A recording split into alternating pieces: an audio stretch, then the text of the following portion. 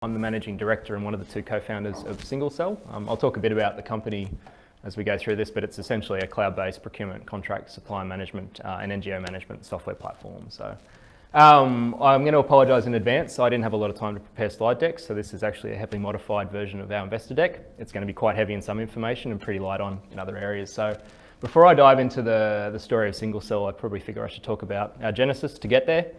So I am a Newcastle uni student. I did spend my obligatory 4 years in the Godfrey Tannabar to walk away with a finance and economics degree. After which I went and joined the Federal Public Service down in Canberra as a graduate. So I spent about 3 years down there as a graduate, finance graduate, in an economics capacity, doing financial analytics for large government organisations. So Department of Human Services, or Centrelink, Department of Defence, Department of Environment. We worked with a lot of the big agencies down there. So I was a good little public servant, building up my public service career. Decided that wasn't really what I wanted to be doing and went and worked for a private consulting company for about a year. And then off the back of that, decided, look, I want to go and start my own company. So I moved into contracting. Throughout this time, myself and the other co-founder, Andre Pinkowski, who's also a Newcastle uni boy, had been keeping in contact, and we were moving into the period of the iPhone becoming a big thing. So we decided, look, let's go and get out of our standard stable jobs and let's go build iPhone games. So we went and created, actually in Newcastle, an iPhone games company called Jumbo Squid. So this was sort of setting us up for our first big failure. I won't talk too much to Andre's story, but he, after leaving uni, had actually gone and started a few companies himself. So he'd moved heavily into mobile tech, quite a few successful companies, web design, consulting, and was doing some innovation consulting as well. But we went and started this Jumbo Squid company, hired a bunch of students from Newcastle University, Canberra University. So we're actually operating between Canberra and Newcastle at that time. I was still running a lot of the consulting in Canberra. We built an amazing game called Zogma, a little zombie game. We'd sort of drag a guy around the house and try and defend all these different windows from zombies. Really good game, really good quality, did not do well at all, cost us a lot of money. Off the back of that, we had to take a bit of a breather and figure out, look, what do we want to do next? And I, as I said, had been doing a lot of successful consulting down in Canberra, so I said to Andre, look, come down and we'll start a company in Canberra. We can do a lot of consulting together. So the original genesis of Single Cell was actually as an ICT consulting company working with government. We had the classic split of the tech and the business founder, so I was very much the business guy, Andre was very much the tech guy, and we delivered a lot of very large, successful transformation projects for federal government. Had quite a good reputation down there. We were quite well known. So Single Cell, the company itself, we founded in 2010. So that's where the genesis of the company came about. The name is quite an interesting one because we actually decided we'd move originally into mobile tech for government, so cellular technology, Single Cell. There was another gentleman that started with us at the day one, but left about 3 days later because decided government really wasn't for him and he wanted to stick with the cool companies in Sydney. So it was Andre and I moving forward with Single Cell, and we decided straight away, look, actually we've had our chance with mobile, let's just move back to what we know, that safe consulting revenue with government. So we founded in 2010. For about 4 years, it was a heavily focused consulting company down in the ACT space. Both of us being Newcastle boys, we're getting sick of the cold. Andre had a family at that time, so he picked up stumps and he moved the business to Sydney, where we would start to look to engage a lot more with state government. So the idea was to basically transition the company back up to warmer northern clime, with Andre leading the charge. So I was continuing to run operations down in Canberra. Andre was building up a good client base in Sydney, and eventually I picked up stumps and followed suit. So the company relocated to Sydney in around 2013. We worked there for quite a while, working with state government agencies, and essentially we got bored. So we had a really good, tiny little profitable business. We would have said it was a boutique consulting company. The two founders, a few contractors, a few employees, but we weren't really getting satisfied with that particular journey. It was good, government was fun, it was stable, but it wasn't really, scratching that itch. So we sat down over a few beers and we said, look, we're working with these big agencies. Is there something consistent that we're seeing coming through that we could look to build as a product or a service or something that we could sell? And we were actually doing a lot, and we never thought we'd be moving into this space, but in procurement and contract management. So large government agencies, large private sector, if they want to go to market, buy things, there's rules, there's regulations, there's processes they need to follow. A lot of the time there's poor systems to manage that, or there's no systems. We'd worked on a few projects where that had been a requirement. We were building bespoke products in that space, and we sort of did a bit of market research and decided, look, if they're constantly asking us to build these things instead of buying what's on the shelf, why are they doing that? So we went to a whole bunch of government agencies in ACT, so federal and state, and there was some consistent feedback around old, archaic platforms, the Oracles, the SAPs of the world, 24 years old, very inflexible, on-premise, very expensive. They weren't really giving them that the flexibility they needed to align with their internal business. So we decided, look, we'll gamble and let's go and try and build something better. So in 2014, we decided we would go and become a product company. Or we'd originally figured out we were a product company, but let's go build something. So we brought a third party in at that point in time. So there was Andre, myself, and then we actually brought a third gentleman in, a guy called Nigel Castellino, who became our CTO. And it was his job basically to develop it, my job to promote it and sell it, and Andre was sort of operational manager over the whole thing. So just to talk a bit about what we were trying to solve. So as I said, within government, and we were very much focused on government when we started this. We didn't really realise that it would be just as appropriate for private enterprise as well. So very much a government-focused system to begin with. There was this really big need in the market around, as I said, flexible platforms, so smart, extensible architecture. There's a lot of systems out there that were very rigid in how they were developed, coded. There was no ability for users to come in and change workflows, change the visual look and feel, taxonomies, etc. within. So that's what we were out to build. At this point in time, cloud was not a big thing in Australia, so government was still quite distrusting of cloud. So when we built the first version of Progenitor, it was very much focused on as an on-premise solution. So we took it to market. We built a product that we called a full ready product. And, in my heart, it was probably more of a beta. 1.0, not quite a full version yet, and we took it to market. I should have talked a bit about this. We went to market, and the first tender that we actually responded to was for New South Wales Health. So New South Wales Health actually have there's a few things that are quite noteworthy about them. They are the largest health agency in the Southern Hemisphere. They're the third largest organisation in Australia, after I think Rio Tinto and Wesfarmers, and they are the largest government agency in Australia as well. So on a bit of a wing and a prayer, we decided we would respond to a tender they had for a procurement contract management system, assuming that we had absolutely no chance in hell. We wrote a really good submission, we spoke very much to their pain points, and we actually won it. And we won it over the back of a whole bunch of multinational, multi-billion-dollar companies. That was both a blessing and a curse. And sorry, we'll talk about this in a minute. We then were straight into panic stations. Look, we need to actually, get this thing to a robust state where it's going to satisfy the needs of these clients. But health actually became a very strong strategic partner. They were coming from quite an immature standpoint in that they are a very large, complex organisation, 140,000 FTE across all of New South Wales.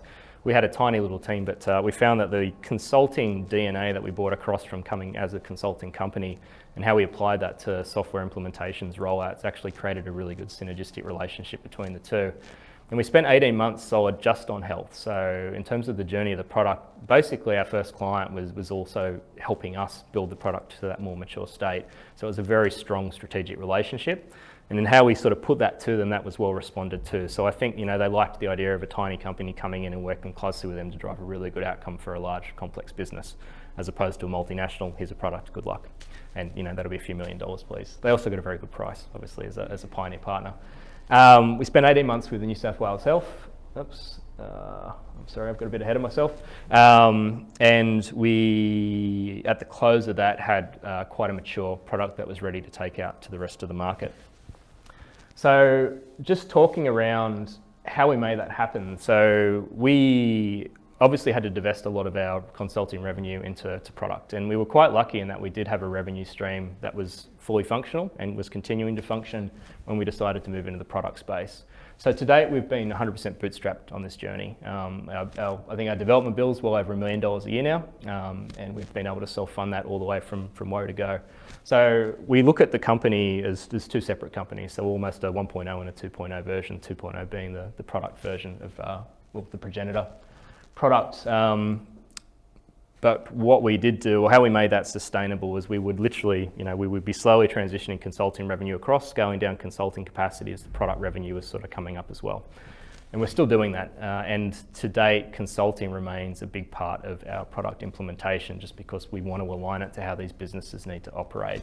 It's also going to be a big part of our further global growth, which I'll talk around. So we had this balance of recurring revenues and services revenues, basically. Now, in the SaaS world, the optimal number is sort of 80% recurring and 20% services. At the moment, we sort of sit about, I think, 60-40 or 45-55. We're hoping to get to 50-50 by the close of next year and then swing the pendulum very close to that 80-20. But that consulting revenue that we had was a very strong enabler in us being able to self-fund this journey to date. And it also opened up a lot of other opportunities. So it wasn't just the product that would drive value for these companies, it was the consulting approach we applied to that, which sort of lended the value. And then government agencies talk, if they're happy with one customer, they'll typically recommend you to another. So we've come a long way in those 4 years. So as I said, in 2014, that's when we sort of got to, we would call it the beta product reaching the market and signing our first big contract with New South Wales Health. For the next year, we weren't really focused too much on growing the product. We were making growing our customer base. We were making enough revenue through consulting with our existing consulting customers with New South Wales Health that we really wanted to focus our attentions on continuing to bed down the product and its capabilities and make it more competitive in the market. So in 2015, quite opportunistically, we got our second customer, which was New South Wales Fire and Rescue, and they've been a good tried and true customer all throughout. It was also in 2015 when Microsoft Azure and Amazon Web Services, AWS Cloud, both moved to Australia. So prior to that, one of the reasons we were quite slow in our growth is government and big private had no trust due to things like the US Patriot Act for cloud-based providers outside of Australia. Microsoft Azure and AWS were the closest geo was Singapore. So the original version of Progenitor, the cloud-based version, was in Singapore, but nobody was using it. So we only had on-premise customers in Australia. Microsoft Azure came to Australia, and then we sort of had to make the objective call, do we become an Amazon company or do we become a Microsoft company? We had a lot of exposure to Microsoft tech in the past, and one of the reasons we ended up deciding to go with Azure and Microsoft as a primary partner is, with government, every government agency was using not Office 365 at that point, but Office Suite, SharePoint. Microsoft is so prevalent in the enterprise side of space, not the consumer side, very much the Google of the world. So we decided to get more in bed with Microsoft, and we had really, really good success moving off from that. So we secured a federal cloud panel down in the ACT, so one of the preferred providers to the federal government agencies. We started to do a lot of work in the Indigenous health space, which I'll talk around. We managed to secure an all-of-government agreement with New Zealand federal agencies. We're still rolling out. I've just come back from continuing our rollouts over there. First cab off the rank as we rolled out to their innovation department as our primary customer over in New Zealand. We were still going pretty slow at that point in time. We didn't have any dedicated commercial mechanisms. I was wearing multiple hats, so MD, head of sales, head of services. I've got no sales background. I can talk a good talk, but I don't know how to market, I don't know how to promote. So we had no real capabilities in that space, so we were very much growing organically and opportunistically. We would have a lot of organisations referring us to the other organisations. As I said, there was that really good sense of community between government. When they get a really good outcome from a tiny provider, they're more than happy to sing their praises to other agencies. And I think there's a bit of confirmation bias in there too. I think this product's really good. I want you to think the same. But anyway, that was quite beneficial for us, and that was one of our primary growth mechanisms, was just that referral in between. 2017 and coming into 2018 too, things really started to fire up. So there were a few key triggers in that. So we'd been organically growing, and as I said, we're still bootstrapping ourselves. So basically, whenever we'd have revenue come in from a new customer or services customer, that would be thrown into new capabilities that would help us grow. So we were, aggressively in growth mode. We could have been profitable at times, but no, grow. All throughout, we would also making quite good use of the R&D tax incentives. So they've been a key driver in this particular journey. So, as our development bill went up, so did the R&D tax incentives. And we've actually got a really good relationship with the Department of Industry in Canberra around that, because we're one of those good cloud case studies. So we've got a lot of our case studies up on their website. So that was a big part of our growth. As we were taking on more and more customers, as I said, money was sort of feeding back into the growth mechanism, and not too long ago, we actually were profitable enough to invest fully in commercial. So we actually hired our first commercial director. We've actually got marketing strategies now, and things are really starting to ramp up. there's a few other things that we've sort of been kicking off, which I'll talk about in a moment. So all the way up to this point, up to 2017, it was our understanding that we were a government solution. We came from government background, government was what we knew, it's what we'd done. We didn't really anticipate the ability to push into the private sector, but we actually had a few private organisations reach out and say, we've heard quite good things about this product, we would love to come in and talk more about it, see what it does. Starting to work with groups like Dimension Data, so these large global managed service providers, and we're actually rolling out to our first bank at the moment in New Zealand, so Kiwi Bank. So we realised that, look, what we thought was the market is actually more like this. What we thought was just an Australian, New Zealand appropriate solution is actually, has global potential. So these are all things that are sort of feeding into where we're going. One of the things I didn't mention that I think is quite important, especially given communities like this. So when we decided to start this journey, we moved into a startup hub called Fishburners in Sydney. Really, really good hub, amazing experience. And that was quite invaluable for how we got to where we got. So one of the neat things about those communities is there were both young startups there, people that were playing in things like bots, AI, analytics, and we've got a very strong analytics story these days. We're actually starting to play with bot technology now, but also a lot of tried and trues, people that have spun the wheel before, been there, done that. This is what I learned, this is where I succeeded, and this is where I failed. So we obviously had our own failure with Jumbo Squid, but it was very insightful to be able to sit down, with these other startups that were, years ahead progressed of us, or had, successfully graduated and were coming back and advising. And we've still got a few, our core advisors now are actually advisors we've had since we were in Fishburners. So they've been with us the whole way. So our success has been pretty good. We think it could be better, but we've got really good traction across a large number of, as I said, government agencies, and we've managed to pick up quite a few big brand names. So the ABC and the Sports Commission are probably two of our preferred customers that we like to promote. We actually negotiated as part of our contract with the Sports Commission. Everyone in our company got swag from the ASC, so we're all kitted out constantly in AIS gear, which causes a lot of confusion. We're at the gym because people assume we're athletes of some sort, and then when they look at us, can't figure out what the hell we actually do. One of the customer journeys that we're quite proud of was the Centre for Aboriginal Health. So this was interesting for us because it was opened up another vertical that we didn't anticipate. So when we were doing a lot of work with New South Wales Health, we got approached by a group called the Centre for Aboriginal Health. Now they're an NGO funding group that basically deliver medical services or fund medical services to remote Indigenous communities around New South Wales. One of the things that they were struggling with was the ability to get good transparency on the performance of the funds that were being allocated. So they had no ability to collaborate with those communities. Like, we actually are raising sexual awareness. Are we actually getting people off smoking? How are we going for treating people for diabetes, etc. So they needed a platform to manage that, and it turns out that our platform was actually quite appropriate for that particular use case as well. So as I said, whilst we're procurement, contract, supply management, we actually realised that we're more of an obligation management platform, with collaboration tools involved as well. So we've actually realised that there's an NGO approach that we can take here as well. We're currently talking, or hopefully have MOUs signed pretty soon with the Ugandan government and the Democratic Republic of Congo to apply that same approach to how they are providing medical services and funding medical services around the remote communities in those areas. So we are very much trying to, it's not our core business, but we're getting more involved in that philanthropic arm as well. That was a really good transparency raiser for us too. So off the back of that, we won the Microsoft Annual Partner Award last year, which was really, really cool.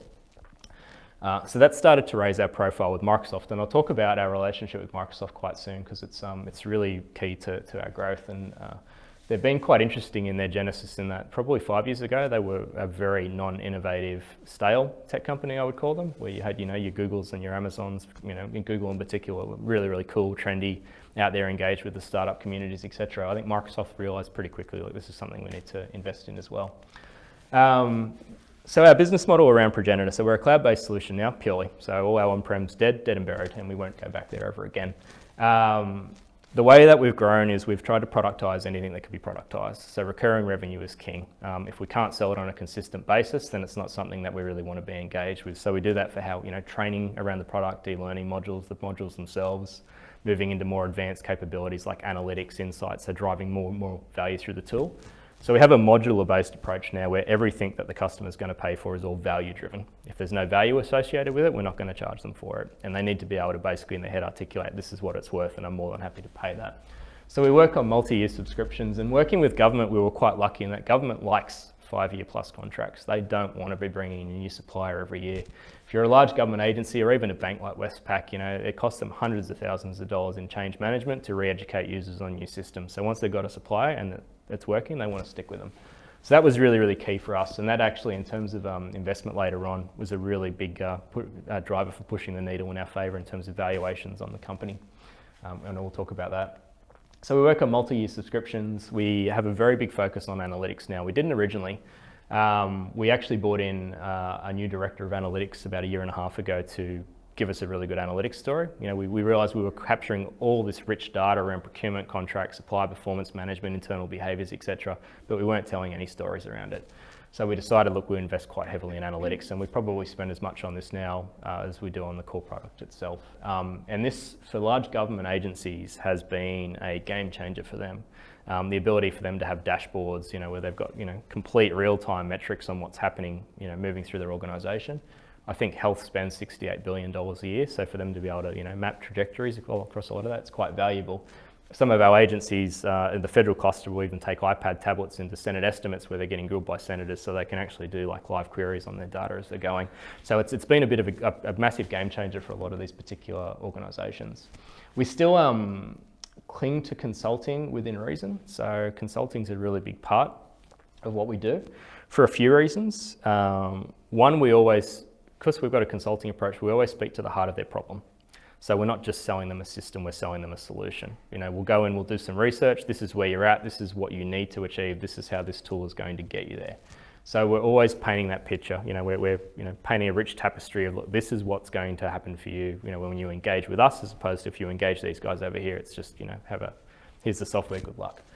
At the moment, it still makes up about 60% of our revenue, and we're actively trying to remove that. But one of the things that does do, and I'll talk about our partner framework in a minute, is it's a good enabling factor for other people to go and sell our platform. So consulting groups to actually go and promote our tool on our behalf. We found typically roughly around 3.5% times revenue on the subscription was consulting revenue. Because we have such a highly configurable tool, we realized that we could actually, with no code required, configure vertical templates. So with a bit of research, we could go and make a version of our tool which was focused on the education sector, the NGO sector, the banking sector, local council sector. So what would happen is when we would go and sell the product, we would actually sell directly to what they needed. So to all our customers, when we engage them around the tool, they're seeing a tool that was built for their vertical, not for a generic vertical. And we're really big on updates. So as a cloud-based solution, we're constantly rolling out new capabilities. We're growing really well at the moment. So I think 2018 at close, we were about 3.2 mil rev. So our first year, we were just profitable. So 2014, we basically say was the genesis. That was the reboot of the company. We made a very small profit then. We moved up to about 1.2 mil, then about 2.4 and about 3.2. So we've been growing, massive growth year on year, which is really good. We're targeting sort of 5 mil for the close of 2019, which is really good. And then we've got aspirations for at least 20 mil rev by 2021, which we think we'll be able to hit. How we're doing that at the moment, we think is pretty innovative. Not every software sort of company takes this particular path. I'll just put these down. So one of the issues with us having a large consulting capacity as part of the product is we hit a scale problem really, really quickly.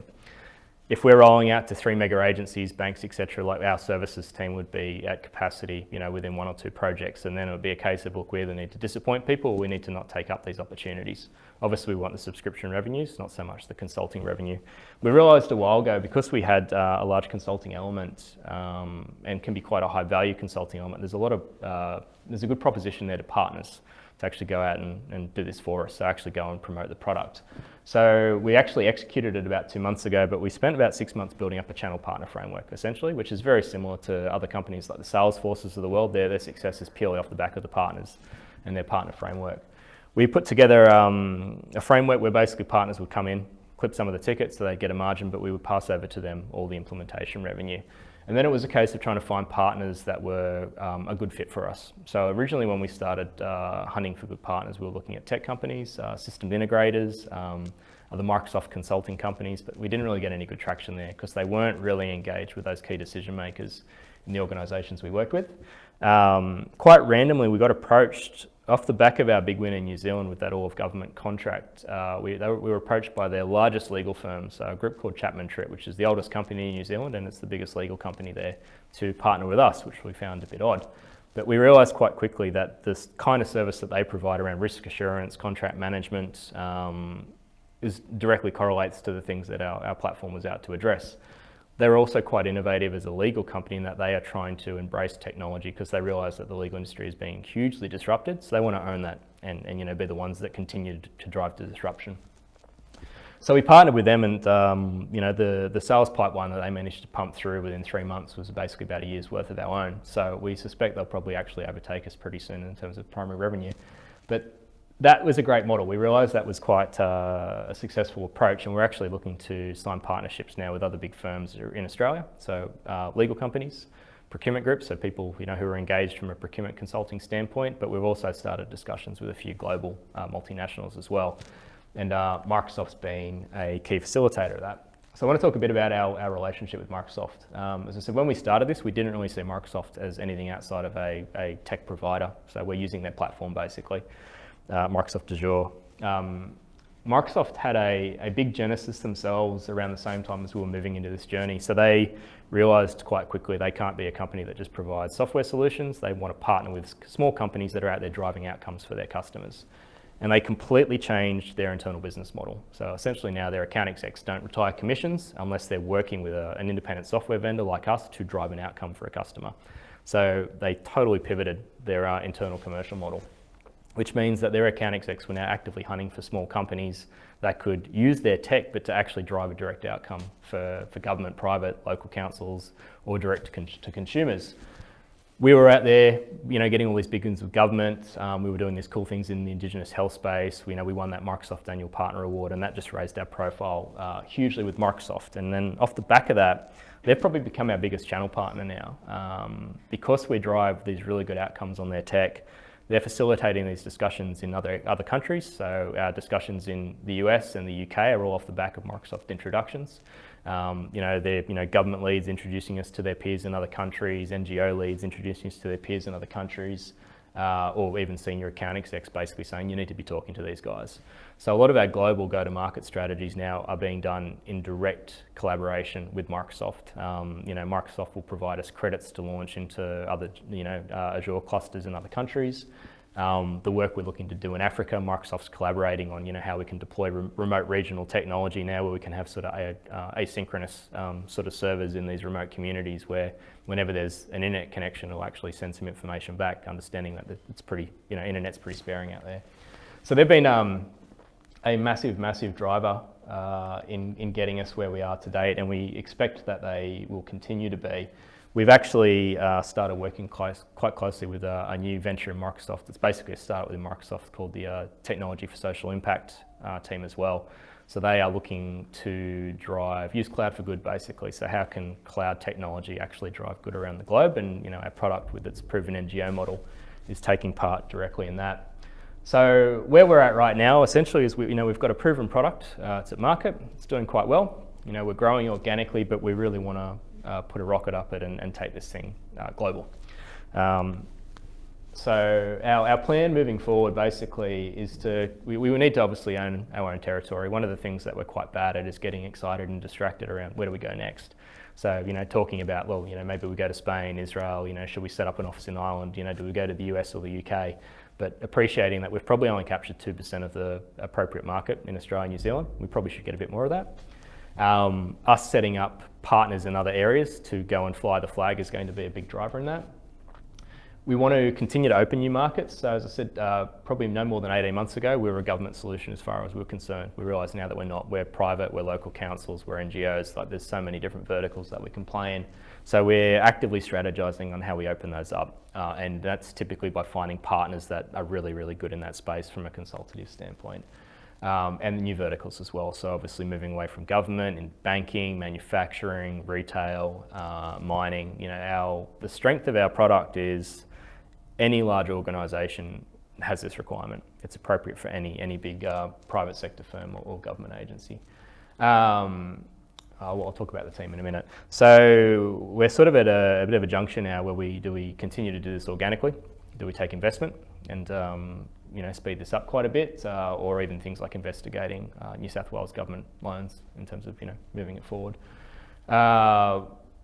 We're in quite a good position from an investment discussion standpoint, just because we have a strong recurring revenue base. We've had really, really good growth year on year, so that SaaS high growth model is really exciting to investors out there. And we found our journey in that space compared to a lot of other startups that we've sort of graduated with out of groups like Fishburners has been quite different. So if you can get a really good dynamic startup model going, they'll be chasing you. And it changes the power discussion a little bit. So you're probably always going to get to an uncomfortable position, and apparently that's the best position with an investor, is that you both walk out feeling like you got a little bit jaded, a little bit taken advantage of. That's sort of where we're at now. So we're hoping to probably within the next few months. So we've got a signed on partner in New Zealand. We're looking to sign on our first big partner in Australia, who will basically run wild all across, and we'll probably get a few here. And then we're over in the UK in October, and our mission is to have a partner signed on before we actually put feet on the ground over there, so we can start onboarding them. So right now we are focused primarily on Australia and New Zealand, but by the end of 2019 would hope to have quite a strong presence in the United Kingdom, a smaller presence, quite a focused presence in Africa, and potentially launching out to the US as well. Outside of Microsoft, one of the other things we've found quite beneficial is working with other partners that do cool things with Microsoft tech. So we've actually started partnering with a lot of organisations that play with bot tech or AI tech to apply that to the data we're capturing, using bots to interrogate procurement data, chat bots, I want to go and buy this, how can I go, tell me the process, for instance. So using bots to interact with those people out in the business community. So we're very, very big on partnering. Going this and doing this ourselves would have been impossible. So finding those complementary partners that we can add value to, and conversely they can add value back to us, has been absolutely key in this. We've also we've grown out a really good team now. I won't go into the detail too much, but as I said, Andre and I co-founded it. Nigel came in as a CTO and one of the third founders, so one of the third new founders. And then about a year after that, we brought on our analytics director, and cannot overemphasize how important analytics was to this particular story. If you're capturing the data and you're not telling a story around it, what's the point, essentially? And giving customers the ability to easily interrogate and make sense of that data is also really, really powerful. We may eventually have models there where we can commoditize some of that data, sell it back to suppliers. Hey, do you want some anonymized insights into how government, big private buy off you, how they see you, how they perceive you, things like sentiment analysis as well, issue management, all things we do through the tool.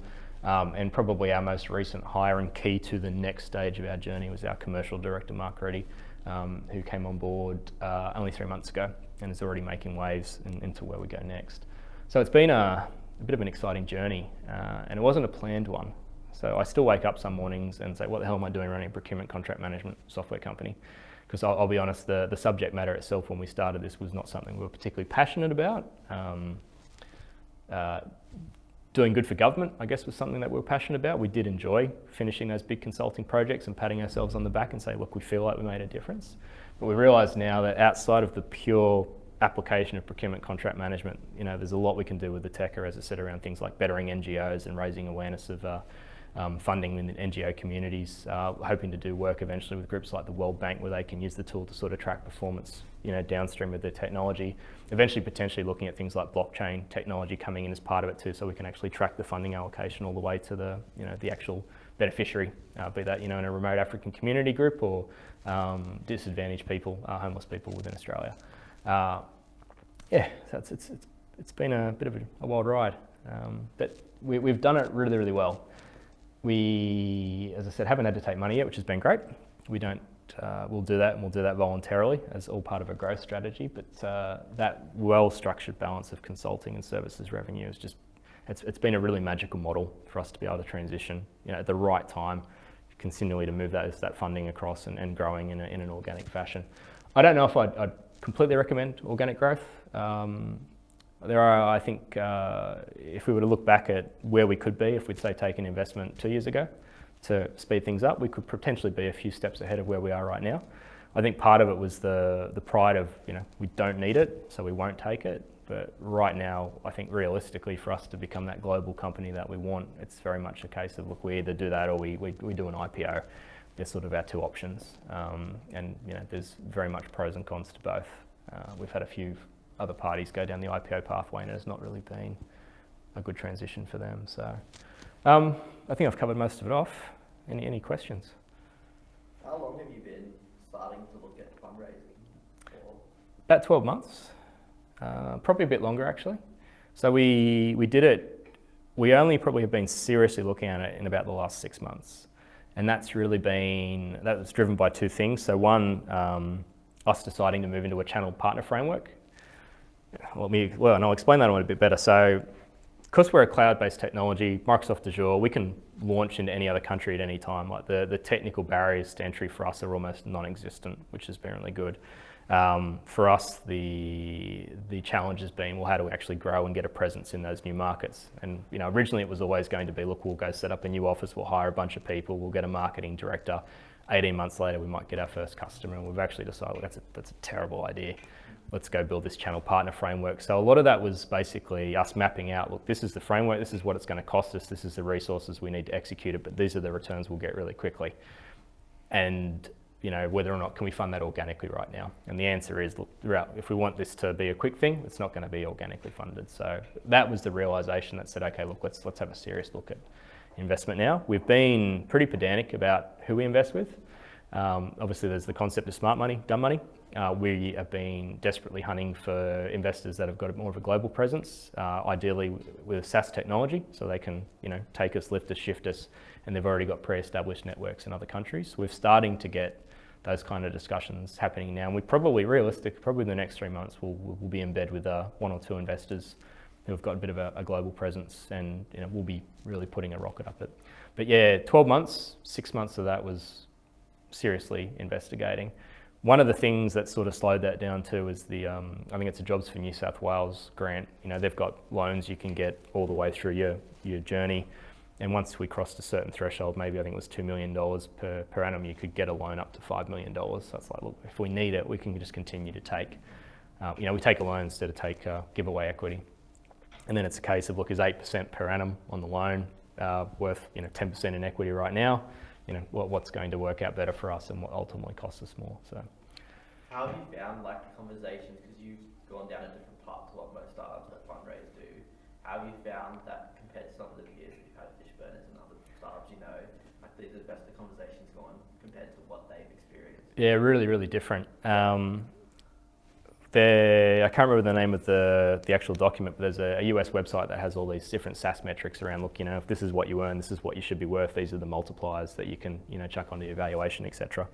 A lot of our other peers, would either be doing raises with no rev or minimal rev, in which case, you really need to sell them on the blue sky.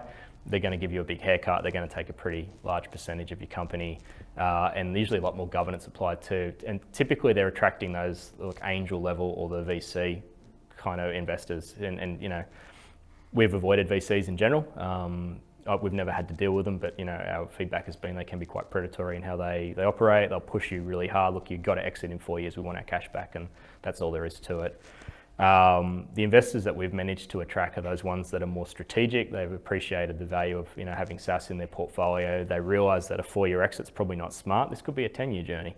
They want to get their 20 times multiply, but they want to do it in a sustainable growth fashion. So they're not trying to pump and dump, get you up, cash out, and then if you continue to operate, good luck.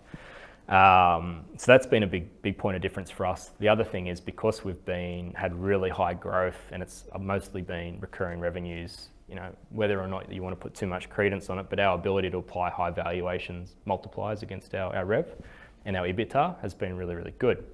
So when we've been pushing back on investors, they haven't been actually fighting that too much. So there is an acceptance that, look, you guys are exciting, you are growing, there's good potential here, and that's allowed us to be a bit more demanding in what we want, and also the valuations that we're looking to get as well.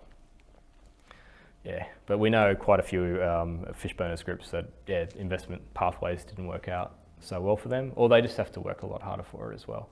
You know, to be fair to them, like we were quite fortunate in that we had a funding stream being the other part of our company that would continue to bootstrap, you know, the product development as it went along.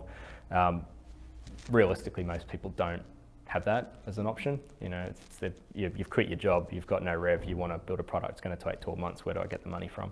So we've been really, really fortunate in that regard as well. Could you dig into the case study with, I think it's Indigenous Health Mm-hmm. and the NGOs? When you had your product built and then you realised there was another market for this, what was the factor that made you realise that? Was it because you just saw tenders and you thought, hey, we can solve those problems, or you had conversations with people in the space and thought we could re-gear this to that? It's a combination of both. Occasionally we'd see tenders and we would, we'd investigate, we'd look at the requirements like, could we do that, could we do that? And the answer was sometimes quite yes. The Aboriginal health one in particular was primarily driven by that group reaching out to us and saying, we know that you do this, do you think we could use the tool to do, this funding management basically? And that's when so that was a trigger for us to relook at the actual product itself. So as I said, we saw it as a procurement contract management product, but we realised, look, it's not really, it's a collaboration obligation management platform. We just happened to have applied it to procurement contract management as the first case study. So we had an external supplier portal for collaborating with suppliers, change the word from supplier to, funding body. It's an online collaboration portal now. Analytics, heavily focused on procurement contract management. We can apply that to, grant funding and NGO funding. So basically we worked with Aboriginal Health for a couple of months just to test it out, to actually see if it was a good fit, and we realised quite quickly, yes it is, and then started to have discussions with other NGO groups off the back of that. We haven't made a big push into it yet.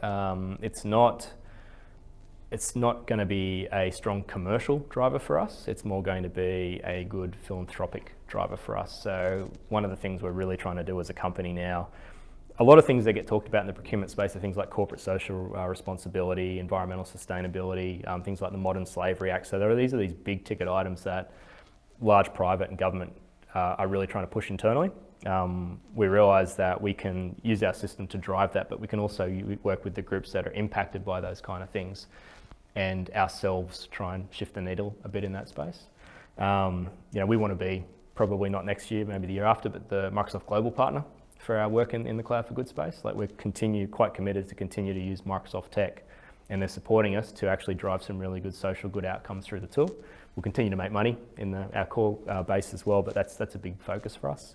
We've started discussions with a few other Indigenous groups in Australia that basically try and create job opportunities and facilitate Indigenous suppliers to government and large private. So helping them get better transparency on that information, identify areas where there might be room for job creation, in particular remote and regional areas. So if a particular private sector's always asked for an Indigenous supplier in a particular space, but there's never one there, that could be a driver for that state government agency to say, well, let's go and invest money and actually trying to build that capability in that community. So we've got that core commercial part of the business, but we're trying to use this cool technology as well to get engaged in more social good. And that's the stuff that we actually get excited about. So procurement's not our money, it's just not just our money spinner and the practicality of running a business, but it's an enabler for us to do some of that cool stuff on the side as well. Yeah. I've just got a quick one. Congratulations, it sounds like an amazing journey so far. Very impressive that you've been able to maintain control and not have to take an investment yet. My question is, so you're based in Newcastle, but you have an office in Sydney. Yep. Do you still have an office in Canberra as well? No, we shut that one down. Okay. The reason we chose Sydney essentially is it's very easy to service Canberra from Sydney. Mm-hmm. Bus, train, plane, whatever you choose. It's pretty simple to get. But we started to scale down our federal government consulting a lot, and it's gone completely now. So we don't, as we were sort of transitioning from consulting to subscription company, we ended up getting rid of any consulting that wasn't directly related to the product. And I should have mentioned that. So any consulting we do now is 100% focused on the product itself. We don't do any of that sort of bespoke consulting on the side. So once we shut that down, it was only really our federal customers for Progenitor in Canberra that we would need to attend to, and that was not that often. So we would just, we'd fly down when we needed to. Sydney was just a sensible central point. for growth, for attracting those commercial resources, for working directly with big private. It is quite beneficial. If a bank says, look, I'd love to see a demo, it's like, well, we can be there in 30 minutes if we need to. I'm based in Newcastle and sort of work in Sydney throughout the week, and we are investigating launching into Newcastle as well at some point from as in setting up an office here. Yeah, we don't operate in Canberra at all anymore. So what are the challenges for you being based in Newcastle but having a headquarters down in Sydney, and what would make it more attractive for you to be able to establish the headquarters in somewhere like Newcastle? Or is that just not a prospect? Headquarters will probably always be Sydney, and as I said, that's purely commercially motivated. And a lot of our big customers, so Health and a few of our major capital works customers are all located around the Sydney CBD.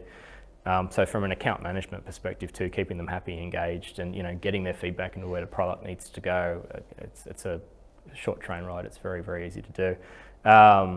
Look, there were complications about me moving back, especially as the MD of the company, and the other co-founder is also based out of Newcastle. So sometimes, whether it's perceived or reality, there's a bit of separation anxiety that I'll get. We're supposed to be growing the company, we're not there, we're not face to face all the time, we're not inspiring the troops. So having that separation can be a bit of a problem. I'm in Sydney most of the week anyway, just to keep that going. But you're almost in two mindsets a lot of the time.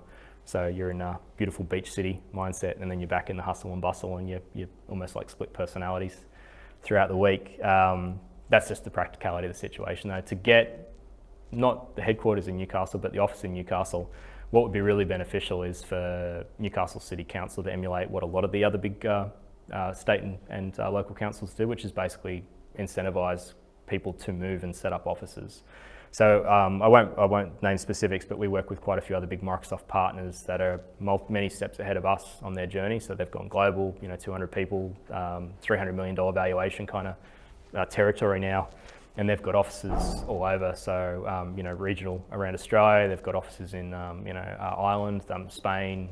Some will have offices in Israel, New York City is their headquarters. But they directly go out and engage these regional groups and local councils, city councils, etc., and say, look, what can we work with us here? How can we actually work with you to build a presence here? And then there's usually commitments around how many people they'll hire. What's the value of the staffing bill going to be, and they work together to get there. And I think that's something that Newcastle itself could very much benefit from. It's a massive boom city at the moment, obviously biased, but the uni's great.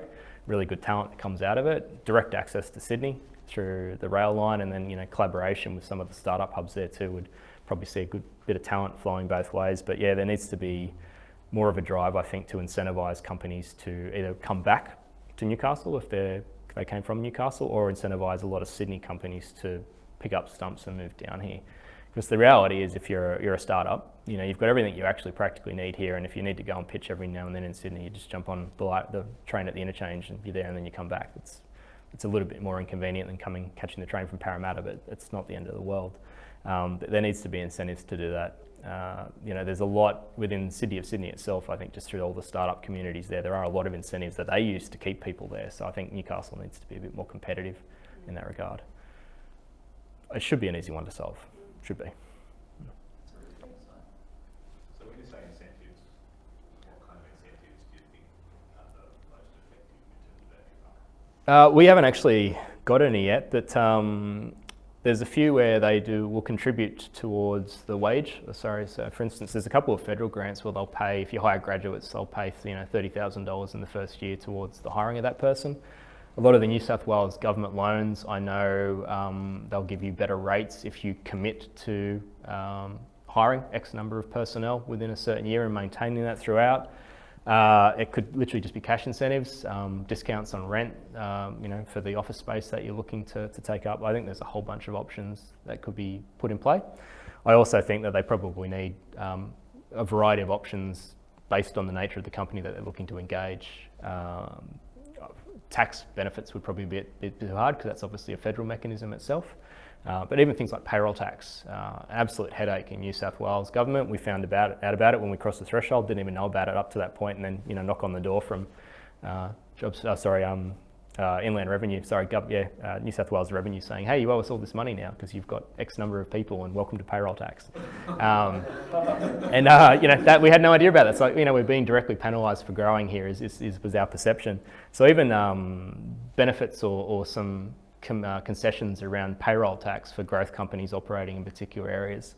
Like, it's not a huge amount. I think it works out to be, $20,000, $30,000 a year for us at the moment. But when you're only just starting and you're only just, you literally, your cash flow sometimes is, every week, are we going to be able to pay our bills this week because we're growing so aggressively? And then you get a $6,000 bill from the government that you weren't really expecting. That can be a make or break for a lot of organisations out there. So I think payroll tax concessions could probably go a long way as well. I think there also needs to be more push by government to try and attract talent, and by that I mean like maybe even have central boards or engagement mechanisms where startup groups, startups themselves can go to these, basically government's facilitating a discussion between talent and the people that are hunting for talent. Because we find right now, outside of your traditional recruitment mechanisms like your Seeks of the world, unless you've got a good relationship with, say, particular universities and they're actually headhunting for you, it's sometimes really hard to get the message out to the people that you want to hire, that look, we're a cool company to come and work for. We're actually trying to change a lot of our messaging around that now, because we realise, look, we're never probably going to be as cool as the Googles or the Atlassians, but we really need to raise our profile to attract that talent coming out. But it's really hard to even get in front of that talent a lot of the time. If they don't know you're there and they're not actively looking at Seek and you forgot to go and post on every grad board for every university out there, it's really hard to get connected to that good talent.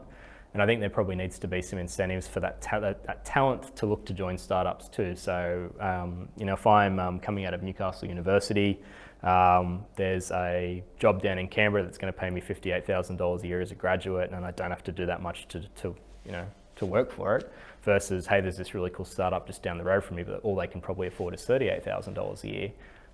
They're probably going to go and move down a career pathway which is ultimately not going to develop them as well and as quickly, but financially just makes sense, right? So there probably could be some really good opportunities there for either government to cover the difference. If you hire this person, we will pay an additional X to make you more competitive in the market, or they incentivise that person to join your company in some way, shape or form. But there needs to be more. I think one of the big downsides around Australia in general, it's every state sort of suffers for it, is that government's still not getting as much involved as it should in startups, innovation, and really pushing it as a strong agenda. They are doing a fair bit. Things like the R&D tax incentives are amazing. There are some really good federal government initiatives out there, but compared to some of the other countries out there, it pales in comparison. And that combined with weak access to investment in Australia and very conservative investors in Australia.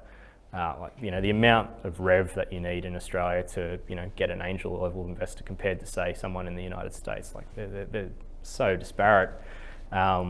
Those two things combined, I think, hold back startups quite a bit. So government needs to get more involved, but we also need to figure out a way to get investors, if not less risk adverse, more money available to actually fund some of these cool initiatives coming through.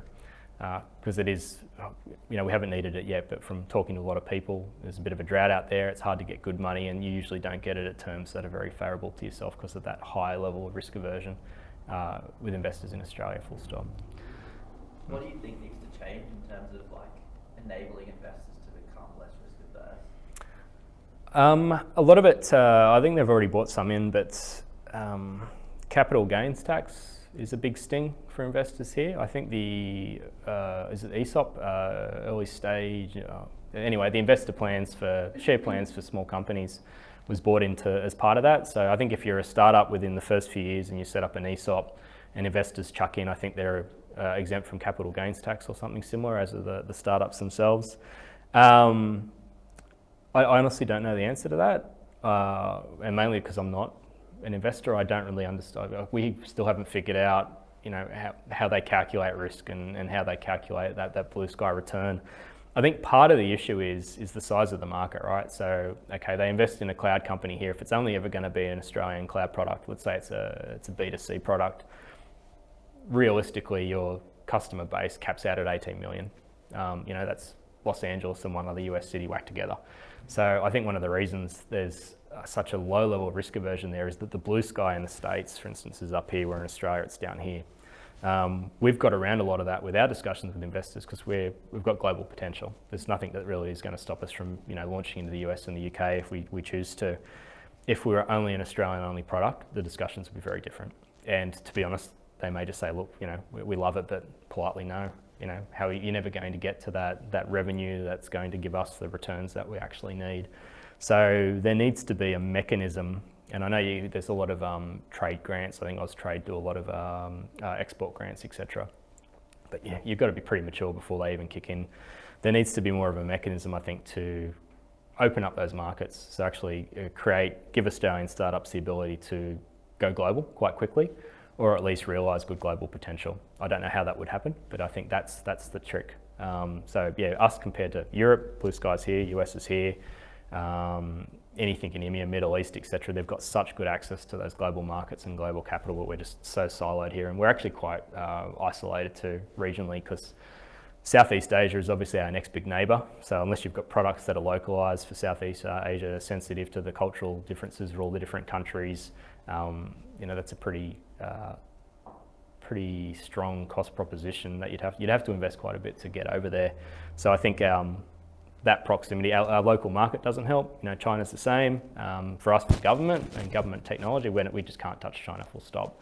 So we can't even be perceived. One of the things we have to check with our investors is any money basically coming from the PRC, because our government customers are probably going to get pretty antsy about that.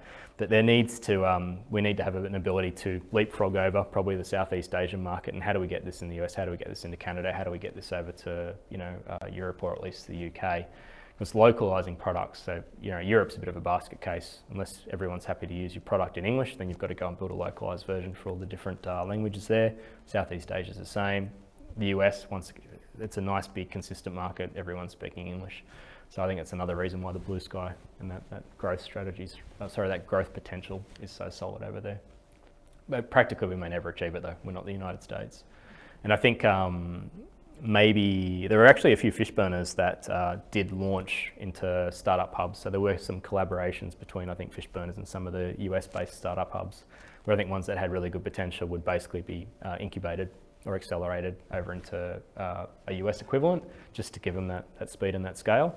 So I think if we can't achieve it here, we at least need a mechanism to be able to push those really high potential Australian startups directly into a market where they can realise that potential, and potentially that upside too. So you go in and get investment, but you're getting it at favourable terms, and you're getting it because you're investing with people that will open up a 356 million people market as opposed to a 25 million people market. So I think that's something government could definitely facilitate too. So if not having the dialogue between incubators, startup hubs, etc., between Australia, Australia, US, Australia, UK, at least providing incentives to those hubs to be able to, maybe even fly over and start building partnerships with Israel and the US and the UK.